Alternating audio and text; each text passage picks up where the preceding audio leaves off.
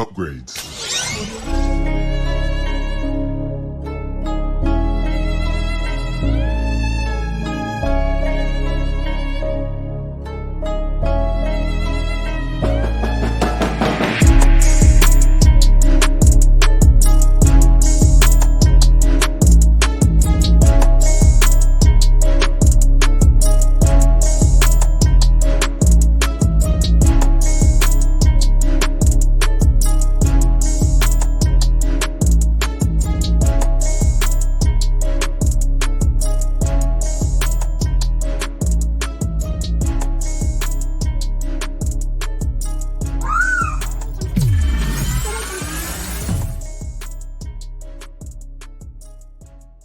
Ladies and gentlemen, we are here to talk about Gen V. If you don't know about it, what Gen V is a spin-off series from The Boys. The Boys is honestly probably one of the most successful things that Amazon Prime's come up with, and they're about to start their fourth season up pretty soon with, I think, Jeffrey Dean Morgan is going to be showing up as a certain character. We're going to leave that alone. But this is our non-spoiler review talking about Gen V, and I have here our co-hosts. What's going on, gents? What is going on? Here to talk about superheroes. Yeah. Let's go. All right. So guys, just real quick, what were your initial thoughts when you saw the first trailer of Gen Z? I mean, I know me and Mike were there at San Diego Comic-Con, but of course it didn't have an appearance. We did get, I think, the first trailer during Comic-Con, which is very fascinating. But what was you guys' impression before getting to this? And then we're gonna just go and spill what we thought about the series. Mike, I'll let you be up first. Yeah, from the concept of the show being just again a spin-off series, usually we hear those things, we don't know how this is gonna go. Any like no leading character that's familiar that we are aware of, but again, just seeing from the trailer the concept of these heroes are in a campus and trying to join the seven and everything like that. To me, it was kind of giving vibes of me as a kid. I used to see this movie called Sky High, and now it's more of like an elevated, more mature Sky High, but in college. So, and for someone that just came out of college, I was like, okay, it's interesting, some somewhat relatable. Let me, let me go check this out. But anything Clancy Brown, Clancy Brown always been in the back of my mind since I was a kid in terms of comic book. He was Lex Luthor. He'd been many different characters. He'd been Grodd and all that stuff. He just has a staple in the comic book community. So anything he's in, I know is going to be something good. So. But yeah, I was looking forward to this, and the trailers didn't disappoint. And what I've saw from these episodes, they do it justice and even more. So, Okay, all right. What about you, Jorge? Where were you at when you first saw the first trailer? What were your thoughts on this? So when I first saw the trailer, I think I was very apprehensive because whenever you hear like spin-offs, and I kind of saw it, I was thinking, oh man, is this going to be like X-Men, like a little like Xavier School type of thing? And I was worried that they were just going to try to ride the coattails of the boys, basically, and not be their own entity. Um, and I will say I have been extremely wrong on this one. So very happy, with the way it's gone. But no, I think my initial reactions, I was just very apprehensive because whenever you do like spin-offs, especially from a fresh show that's still new, you never know what you're gonna get. So I came into it very apprehensive. Okay. All right, so now we're going to talk about the goods. What did we think about this insane ride? I mean, I'll go first. I mean, for me, when the trailer released out, like, I was like, oh, what is everybody talking about? I intentionally waited till the end of the day to even look at the trailer. And then I looked at it and I was like, this looks freaking nuts. And so, watching this, and you guys had seen it before me, I'd heard tons of people that said it was really good. This is its own entity. Absolutely. Like it feels like they're still kids. I don't really know how to explain it. Like when you're in college, like I think you can relate to them.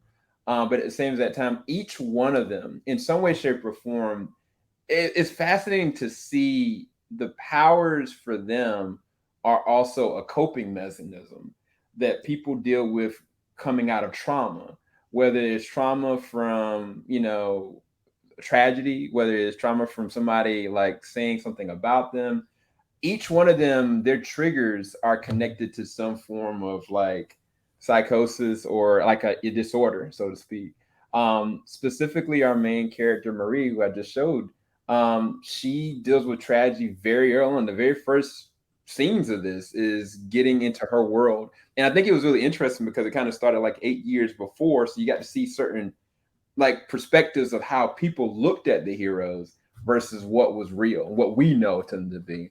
But without going into many spoilers, man, like it was raw. Like I really did appreciate it. Felt like what I was hoping for from a college level, from like also giving us nudges from what we know from the boys as far as these characters. And I think the other thing that I just didn't anticipate is investing in these characters so quickly.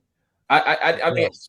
to me, you can be the boys, right? You can be as crazy as you want to be. You can kind of put a spin on and make them young, like psychopaths. But in my personal opinion, no character that is a part of this is a psychopath yet. And I think it's fascinating to kind of watch their rise to heroes, and at the same that time, you know that rise is a fall because all heroes that are part of what we know to be the heroes in the boys universe are villains. Um, and so it's just so fascinating to get so invested in these characters, but you can see how every single one of them could tank very quickly. But I'll let you guys. What was some of the things you liked? I mean, I said I love it, but did you guys like it? Yeah, Yeah. no, I definitely enjoyed it. I think you actually keyed in on something very interesting, which is you very quickly get invested in a lot of these characters. And they do that very quickly. Like from episode one, you kind of start seeing who the key players are and just kind of really understanding the whole vibe of it. It was interesting for me because I mean, shoot, I haven't been in college in 2 decades, you know, but I watched it with Mike, and it was interesting because he was like, "Oh my gosh, I could relate to this so much." And for me, I'm just trying to think back to like my college days, and I was like, "Man, it wasn't like this wild, like some of the stuff they were doing, type of stuff." But it it's very it's very interesting how even the minimalist character, you know, in here, you have funny taglines with everyone, you know, like, and everyone I think so far, without spoiling anything, realistically, in these first 3 episodes, every single character has kind of had their moments in a weird way. Like they have one defining, like, oh my gosh moment. You know, like Marie, obviously, it was the first few seconds, you know, of the first episode. She has hers. Emma, you know, she has a crazy scene, which reminded me of one crazy scene from The Boys. So it's really neat how kind of like a movie we talked about earlier, you know, with the creator, how you kind of redo some of the stuff that you've seen, but these guys are kind of redoing it and making it better or taking it a different level, which I appreciate it because it's, you know, it quickly reminded me of The Boys, but I knew I was watching Gen V and this was like a whole different swing on it and everything. But no, I love it so far and love the plot holes and kind of like how they're keeping you guessing on everything that's happening, kind of behind closed doors. Yeah, no, I completely agree. Mike, what about you? Yeah, again, I just almost about to be a year since I like graduated college. And Amelia, when I was watching it with Jorge, like literally the again, I was attached to like multiple different characters. So I could like this was me freshman year, this was me my sophomore year, this was part of me in my junior year, and this is me definitely my senior year. And like and for a show that's like so timely that things that are addressing topics in a more exaggerated way in terms of this uh, not just rated R, but just with just superhero content in general because it's popular right now. They use it in a way that is actually serving the character, not just oh it looks pretty and everything. It's serving the character. Their abilities are distinct to them, and to me, I'm just like in terms of shout out to the writing of the show, just in terms of stories of young adults, like there are shows right now currently that I feel people feel like they can relate to, but are somewhat realistic, i.e., Euphoria. But then sometimes you're in high school and some of the stories that they do is like, this is not going to happen in high school. This is ridiculous, right? But you see this stuff you go through here, I'm like, yes, this is exactly what's gonna happen in college. Just aside from the out of this world, mind bending stuff. But like the themes, the actual emotional beats of it, like, yes, this is exactly what students are going through. And shout out to the writing of this show, because we always see in terms of like movies or shows that they try to do storytelling and try to send messaging, which sometimes actually hurt the story instead of just having a great story on its own. But this show in 3 episodes tackles mental health, tackles self-deletion, tackles eating disorders, tackles sexual identity, and in a very creative way. And they actually, like, regardless on your stance on it, like they explain them like, wow, I don't know how you cannot accept it. It makes sense, right? Yeah. And then he also going to into terms of school and education. I can't screw this up. I just need to keep my head down and make sure I'm doing this. Or you're going to college, first generation, like myself, the burden of proving yourself, for your parent. And just like there's things, again, it was checking off all the lists to your roommates situation. Yeah. Like I mean, I can go on, but this was just fantastic. And again, using some of these characters and actors that are very unknown at the moment right now, but definitely be known after this show. But again, the performances that they were giving these 3 episodes let the foundation for the rest of the season. But again, there was never a performance at this where I felt I wasn't not engaged with. They actually got me by episode 1. Yeah, I actually want to piggyback off of that, because one of the things that I thought was fascinating was the relationship with Emma and Marie. It's like, you get a roommate and you don't know what kind of personality they are. And technically, Marie is the black sheep. Like, Emma is actually the one that's kind of like the bubbly one that's cool, but is not so out there that she's unsafe. And then Marie, from a mental standpoint, she's battling a lot. Like, she's dealing with her own problems, and it deflates all relationships around her. And it was just interesting kind of watching, when you're living with somebody is different. Like, I'm a married man now, so of course I know, like, being a married man with your wife, she knows everything about you. But when you're with a person consistently for 4 years or 2 years or even a year, they know stuff about you that nobody else knows, and you got to deal with it, for good or bad. And those conversations that happen kind of can help define you as a person. And it's just fascinating to kind of watch. And in less than 2 episodes, they did that simply. And I think the last one that did that decently was Wednesday. Like Wednesday, Yes, and the exactly. relationship that she had with forgot the character's name, but it mimicked that. But then, like you said, when it came to Marie, also, like, some people got a full ride. I'm coming at a deficit here. Like, I don't have those kind of luxuries. Like, I gotta play ball. I gotta suck up. I gotta do whatever I can to make it, because, and I think that's the one thing. Like, her answer to why she's doing it, she's not doing it because she wants to get an education. She's not doing it because she wants to be a hero. It's something that she's trying to deal with internally, which a lot of people go to the military or to college for those reasons that they're trying to settle within themselves. And I think that every one of these different characters has got a piece of that. Because a character like, what's his name? Andre is second generation, right? So he, you live up to somebody and you're in their shadow, but then what do you really want to be? Like, kind of what is your end goal? And they tackle that in the smallest amount of time. And I mean, honestly, they've got their own little main hero as well. Like, first episode, you get a handle like the Golden Boy. And just kind of how they tackle him from a mental standpoint. And just, I feel like the stronger any of these characters are physically, the more mentally unstable they are.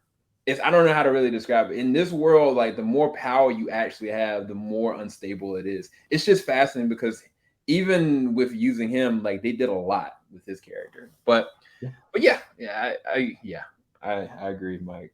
Yeah, it's like, especially the pressure of holding an image or a status, especially in college. Like, the ranking is your GPA. It's like, and I know the anxiety you have, like, okay, well, I gotta get in this, whatever, and much as like, we're on the ranking in the shows more to publicity stuff, but still, there still is a ranking, or in that system in college, so it's relatable to that. Getting into that class you want, and we're realizing, hey, I need to get into this class. Why you switch me out of this? Blah blah, right?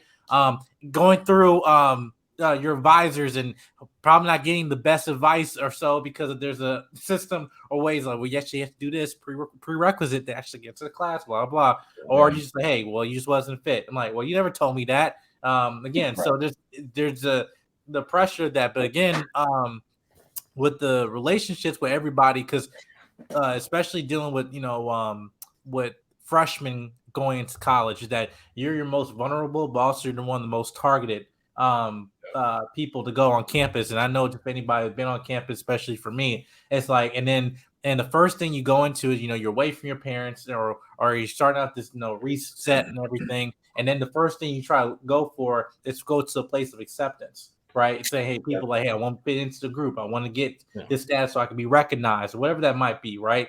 Or having an image that you've been carrying since you've been a kid. It's like, no, I'm not that kid anymore. I'm not, so I'm trying to dissociate from that. But still, people are still like, well, remember what you were when you were a kid? Yeah. So failing that. So it's those pressures of of your just identity, right? So to me, like, I can do a whole video essay on this, like on just an individual character. There's a lot to unpack from here. But again, even from people who don't know each other, like who just meet each other first off, just because their experiences they go through, realize, okay, listen, we weren't friends originally, but like, hey, I'm actually going through this with my parent. You too? All right. Oh, wait, you're dealing with this a problem? Me too. Wait, yeah, you dealing with mental stuff? Me too. You can't help, accept people in? Yeah, I usually push people away, which then causes more problems. Yeah. Normal college stuff. Yeah, and it's funny because, and I'll let Jorge go last, is when you're in the thick of it in the college environment or you're young, you don't try to reach out and say like what you're battling. You try to tough it out. You're like, oh no, I'm good. Let me, I'm not eating. I got a third job, like you don't talk about the relatability standpoint when you could. Those moments that are there, you don't take advantage of. So yeah, it was all good. But all right, what's some of the things you want to kind of tag on this? Do you have any negatives about this also? Yeah, no. I think to tag on with some of the story points is, I thought a real, and it's funny because all of us are kind of clicking to different aspects of it. And for me, it's like I really clicked with the Andre story, where his dad obviously wants him to kind of be that figure, like put him on top and all that. And it just goes back to, like any parent, when you got kids, you want your kids to be better than you at the end of the day. So I see those pressures that his dad is already putting on him. And it's almost like for him, I can see him just having that rebellious route, or he just wants to do something else. But he's just doing all this because his dad is kind of pushing him on and egging him on. And I found it interesting that realistically, out of most of the people there, like his dad was one of the few people who was heavily involved throughout a lot of these things. Because like with Jordan's parents, they're obviously not there that often. Emma's mom is a psychopath, and I'll happily say that. But it's you're dealing with all these different issues, and I think that's one thing that I kind of enjoyed, because they make it, although, like, for example, I haven't been in college in so long, they still made it relatable. Yeah. Which I think is something very cool. And obviously, like, Mike just popping out of college, he's looking at life very differently than someone like me, who's, like the gray hair guy, So it's one of those things where I'm just like, it's unique how you can kind of see this, and I'm seeing it very, very differently, like some of the actions that are happening or some of the interactions. But no, it's it's all been positive for me. I think it, jumping into like negatives of it, there's one character that kind of goes a little AWOL at the beginning of, like, not at the beginning, but like at episode 1 type of stuff. I wish we would have heard a little bit more of his backstory, or heard a little bit more. And I think we'll find out more through like his brother and all that stuff. But Yeah, I, yeah, kinda, I yeah. think for me that's been my only negative, and I think it's only a negative because almost like something you said, Sam, earlier was he seems so powerful, and you almost wonder like, dag, like he's this powerful, but it's almost like he was so powerful but weak at the same time because he couldn't deal with the pressure. And you Yeah, slowly start seeing that with Marie and some of her stuff that she starts doing because she gets put in a very hard position of like, hey, like I need you to do this for me. And yeah, then she chose a very different route, which is, looking out for number one. So yeah, it's unique seeing how these characters will develop and then how everything will start smashing. Because with all these shows, I think episode 3 leaves you at a good cliffhanger, but you just can't wait for the chaos to happen. And I think that's one of the things with like the boys that I really enjoy, and I'm looking forward to when the chaos will happen here in this show.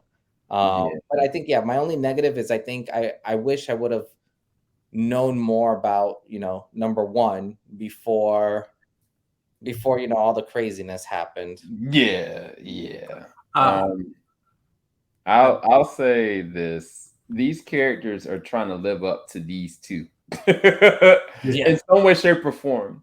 Because Andre said something to his dad's like, can I be a real hero, not a figure, but a real hero and do something? Yep. Marie in her head, that's what she thinks what the seven are. And it's interesting because I think that Andre can distinguish what these people actually are. He just doesn't know how much control everybody has. But yeah, this it's just so interesting that this is what they're striving towards, either one of these two options. And they don't even know that the boys is even an option. But I'm loving it. I'm loving it. I'm excited to look at more. Yeah, I don't have anything else other than let's grade these things. What do we grade this Well, without? wait, I think Mike has something. one last thing I would say that saying is a positive. I mean, I do agree to your point, Jorge, but I think we're gonna get that more developed later in the season. Yeah. But okay, for the show that's in within the boy universe to still have level of connectivity and still understanding where we are in this time frame in the boys' history, and also just still the branding of Vought, and still Vought is everywhere like Disney. But it's like in other things, and it's still giving you explanation of what's going on with other people's stories, even though they're not here, which I appreciate. Is like they're still like giving you anticipation, like, hey, listen, season 4 ain't here yet, but we still giving you something that has some meat here. So yeah, that I appreciate from them doing that. But yeah, Yeah. So Mike, what do you rate this? I don't want to, I don't A want to just jump. A to F. In the words of Rotten Tomatoes, it's a certified fresh. If you check it, I think right now it's 100%, and I said accurate. I think this is 100%. Not to jump to jump the gun or anything, but with current superhero content, this is storytelling at the base of the foundation, which is what all good stories should have: good character development, good story, not aside from visual effects, action, all of it. It had good story, but more importantly, had good characters to serve the story. Yeah. And to me, in 3 episodes, they've done that, and I can't wait for episode 4. So yeah, So segue question, Mike.